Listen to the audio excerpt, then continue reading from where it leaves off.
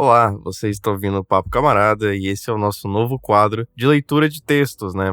Aqui não são textos autorais, né? A gente vai ler textos de diversos autores, priorizando textos menores, né? Por motivos de não estender muito o episódio, mas, porém, a gente pode ver a possibilidade no futuro de ler textos mais longos, né? Variados sobre a ideologia científica do proletariado e de diversos autores, né?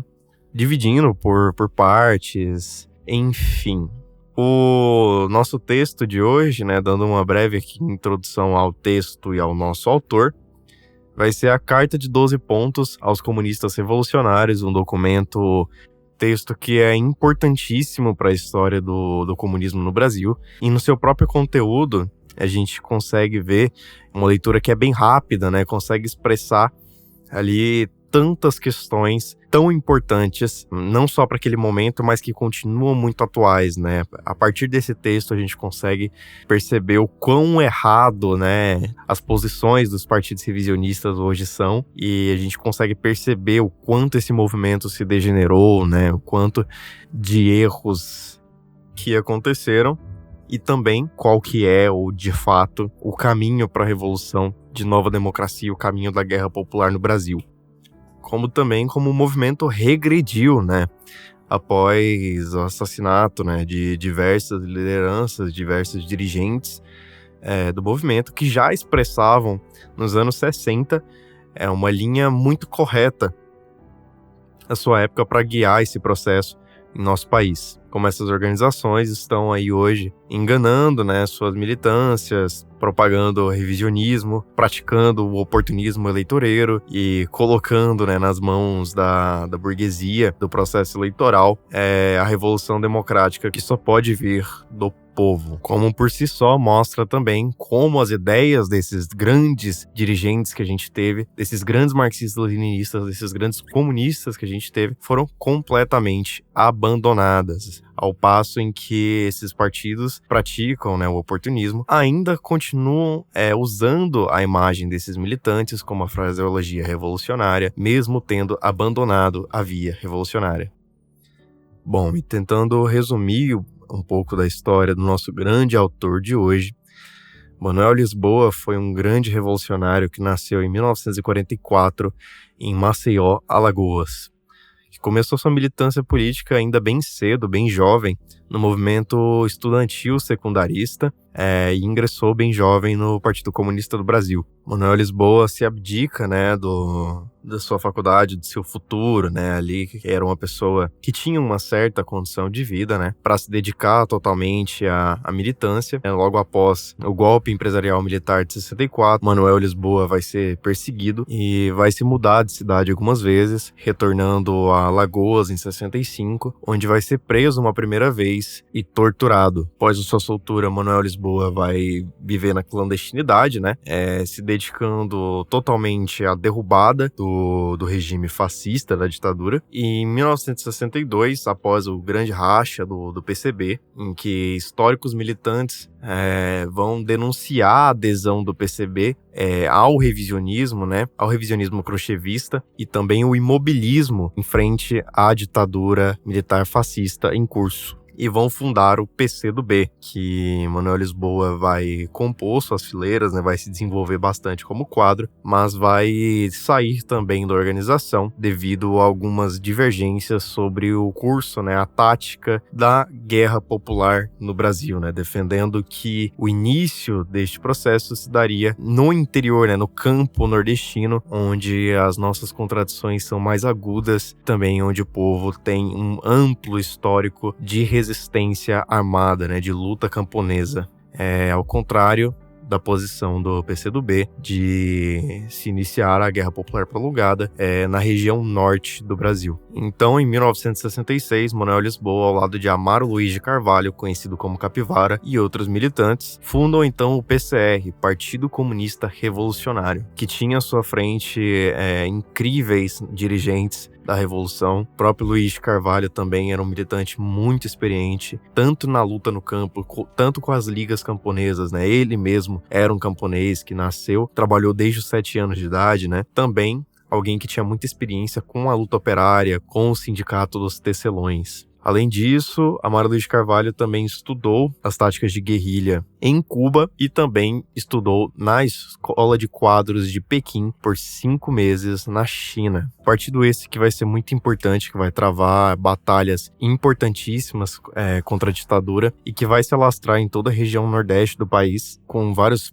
missões militares que foram muito bem sucedidas, como, a exemplo, o assalto ao Parque da Aeronáutica de Recife, realizado por obtenção de armas em março de 1973. Porém, que no começo dos anos 70, muitos militantes, muitos dirigentes vão ser capturados e serão torturados e executados, incluindo Manuel Lisboa, que faleceu também em 1973, que foi capturado em Recife, vai sofrer na mão dos fascistas semanas de tortura. Depois ele foi encaminhado para o DOI-CODE de São Paulo, onde foi torturado mais uma vez, dessa vez com a presença inclusive do Fleury. Sofreu, tortura tanto física quanto psicológica, sendo ameaçado, inclusive de que sairia notícias dizendo aos seus companheiros, de que ele havia abandonado a luta, que teria feito acordos. Tanto quanto a tortura física, foi despido, pinturado no pau de arara, espancado no corpo todo, levou choques no corpo todo, foi queimado, perdendo inclusive a sensibilidade dos membros inferiores nos primeiros dias, ficando semi-paralítico ainda em vida, e ainda assim, enquanto grande dirigente, sabia de todos os segredos, e não entregou nenhuma localização, nenhuma informação, nenhum membro do partido. Tombou em luta, e deve ser sempre lembrado enquanto um dos maiores de nós, um dos maiores comunistas brasileiros. E foi enterrado como indigente em São Paulo junto a outros companheiros que foram assassinados, Alguns anos depois, a gente tem o assassinato também dos dirigentes do PCdoB, da Chacina da Lapa. Poucos anos, a gente perdeu os maiores quadros que nós já tivemos, que não vão ser jamais esquecidos, vão ser sempre lembrados de sua vida, sua luta e sua obra, seu exemplo.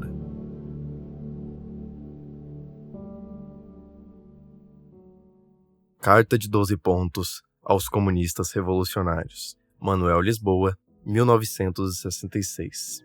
A contradição principal que se manifesta em nossa sociedade é aquela entre o imperialismo norte-americano e nosso povo.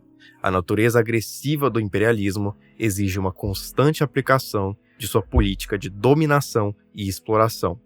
Em virtude deste fato, o imperialismo yankee dirigiu e executou, por intermédio dos militares reacionários, os gorilas, o golpe do 1º de abril de 1964. Estabeleceu uma ditadura militar apoiada internamente na burguesia nacional e nos latifundiários. A burguesia nacional, constituída em sua maioria de pequenos e médios industriais comerciantes, por temor ao proletariado e ao movimento de massas, se alia ao imperialismo yankee, como ocorreu no período que antecedeu o golpe. Porém, passa a hostilizar o imperialismo e seus agentes internos quando estes praticam a política que lhe é prejudicial, como ocorre atualmente. Contudo, mesmo os elementos mais progressistas não conseguem formular e levar à prática uma luta consequente contra o imperialismo e o latifúndio, que se constituem em obstáculos à sua expansão como classe. A burguesia nacional em nossa pátria, como as burguesias nacionais do mundo subdesenvolvido, é incapaz de dirigir e realizar a luta contra o imperialismo e o latifúndio, e capitula diante dessas forças. 2. A classe operária, os camponeses, os estudantes e intelectuais revolucionários constituem as massas fundamentais para a revolução, isto é, aquelas que exigem de fato a derrubada da ditadura militar, a expulsão do imperialismo norte-americano e a eliminação como classe da alta burguesia nacional e do latifúndio. O dever dos marxistas-leninistas e revolucionários está em despertar as massas fundamentais para a luta contra a ditadura militar, mobilizá-las, guiá-las, de forma consequente, Isto somente será possível através de um genuíno partido do proletariado, produto da luta de classes e identificado com as lutas libertárias de nosso povo. Um partido com a firme determinação de conduzir as lutas do povo brasileiro até o fim, quando for extirpado definitivamente do seio da sociedade brasileira a exploração do homem pelo homem.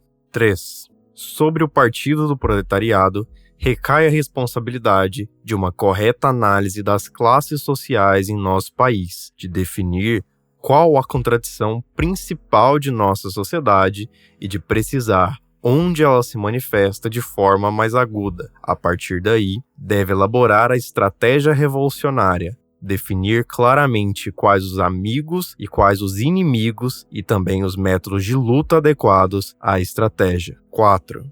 Onde se manifesta de forma mais aguda a contradição entre o imperialismo norte-americano e nosso povo. Nossa resposta é o Nordeste, região com mais de 20 milhões de habitantes. Tem sido fonte de matérias-primas e produtos agrícolas para o sul do país e para o exterior. Em compensação, quase todos os produtos manufaturados que consome importa do sul do país, onde se encontram, de fato, os grandes grupos econômicos, notadamente os da alta burguesia nacional e do imperialismo norte-americano. Nessas condições, o Nordeste é a região mais explorada do país, e o seu desenvolvimento teria como consequência a perda de um mercado e de uma fonte de matérias-primas para os referidos grupos econômicos. Além disso, uma classe dominante de latifundiários e usineiros controla a principal atividade econômica do Nordeste, a deficitária indústria do açúcar, cujos prejuízos descarregam sobre a imensa massa de assalariados agrícolas que exploram. 5. Por isso, o Partido da Classe Operária deve elaborar sua estratégia e aplicá-la onde se reflete de modo mais agudo a contradição principal. Aí desenvolver com profundidade a aliança operário-camponesa, através do deslocamento para o campo dos elementos mais avançados da classe operária, dos intelectuais e estudantes com ideologia do proletariado, para criar as bases de apoio rurais. O cerne da estratégia do proletariado e de seu partido é o desenvolvimento da guerra popular, através da guerra de guerrilhas. A guerra de guerrilhas, através das formas primitivas e rudimentares de combate, proporciona às massas organizadas na base de apoio um método de luta e possibilita que cada elemento de massa se converta num soldado da guerra popular. Além disso, a história de nossas lutas libertárias demonstra cabalmente que a guerra de guerrilhas foi o método de luta que nosso povo sempre utilizou para derrotar os opressores. Dessa forma, é o próprio desenvolvimento da guerra que é a forma superior de expressão da luta de classes, que dará origem a outras bases de apoio rurais, que fará crescer as forças armadas populares e, inclusive, também o próprio Partido do Proletariado. Assim, surgirão bases de apoio em todo o Nordeste, como também em todos os pontos do interior de nossa pátria, onde as condições sejam favoráveis, nas cidades e particularmente nas grandes. 6.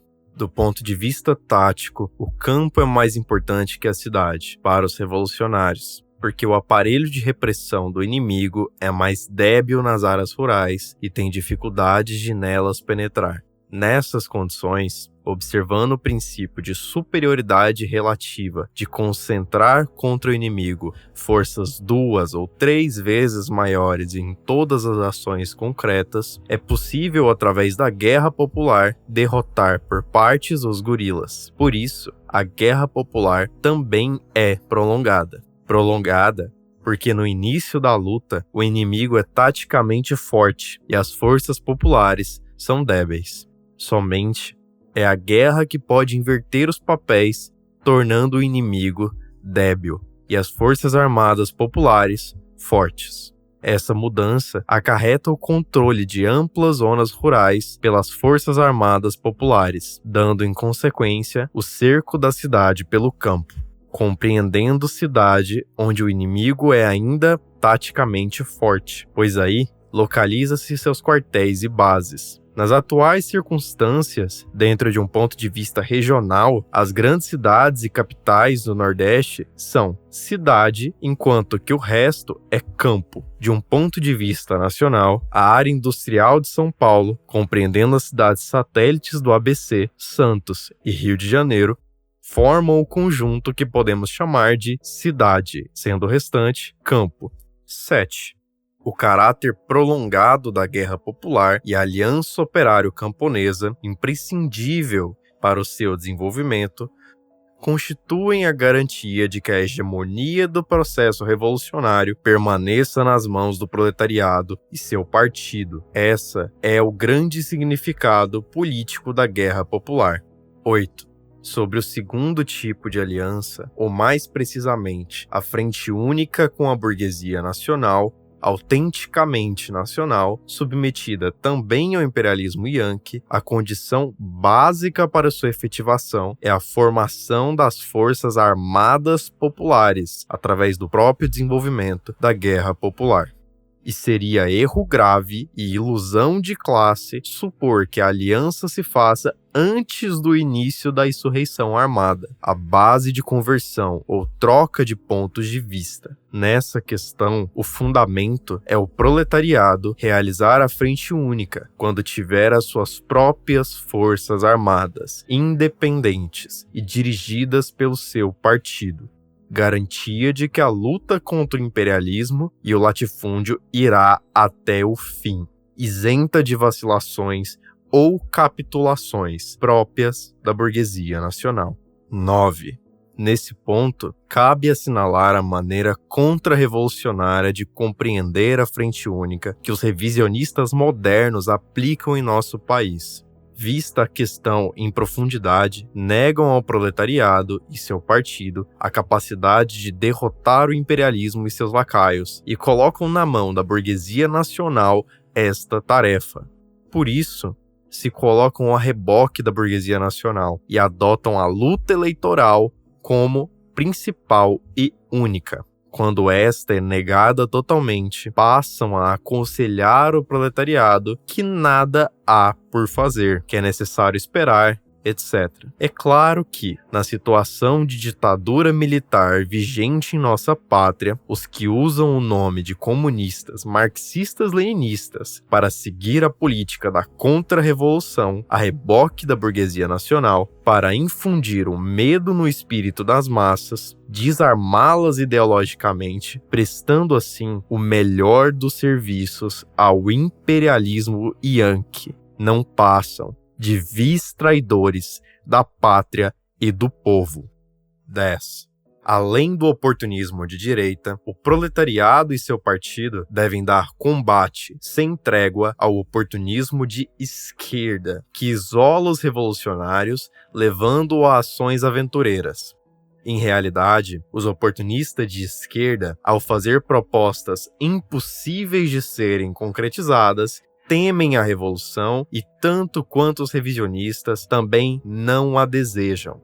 Não conseguem compreender o duplo caráter da burguesia nacional e a questão de isolar os inimigos principais, aniquilando-os sempre por partes. Ao contrário, se isolam e se lançam a ações aventureiras porque desprezam taticamente o inimigo e pretendem derrotá-lo de uma só vez. 11.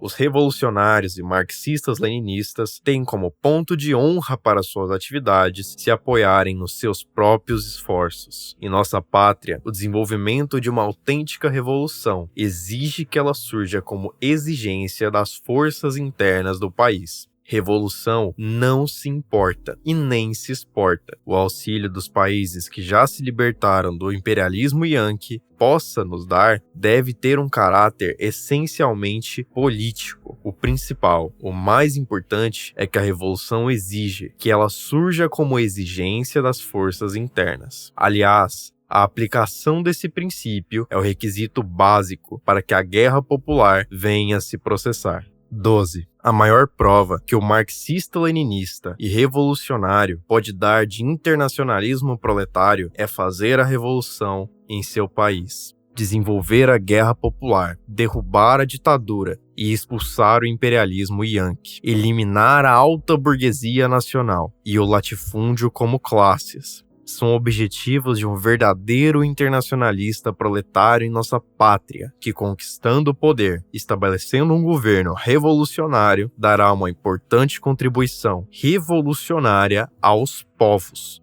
De um ponto de vista internacional, a contradição principal que se manifesta entre os povos da Ásia, África e América Latina é o imperialismo yankee. Isso acontece devido à natureza agressiva do imperialismo norte-americano, que se manifesta de diversas formas, desde os inocentes acordos culturais, os leoninos acordos econômicos e dumpings, as intervenções diplomáticas, a preparação e execução de golpes de Estado, até sua forma superior de exteriorização, que é a intervenção armada e a guerra. Atualmente, o imperialismo yankee leva à prática mais cruel da guerra de agressão que a humanidade já teve conhecimento no Vietnã, sendo o Sudeste Asiático o centro de gravidade de sua estratégia contra-revolucionária, tendo em vista essa sua política imposta por sua natureza agressiva. O imperialismo limpa terreno na Ásia, África e América Latina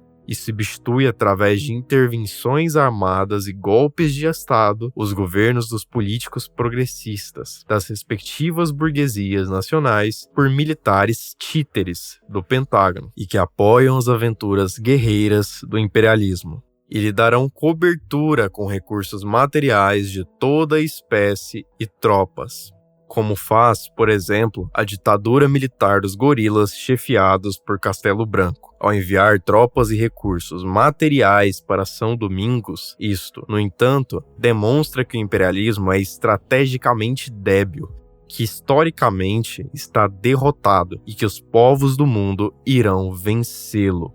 Nosso povo não será exceção a essa regra e um dia, através da guerra popular e prolongada, alcançará a vitória final sobre o imperialismo yankee e seus lacaios.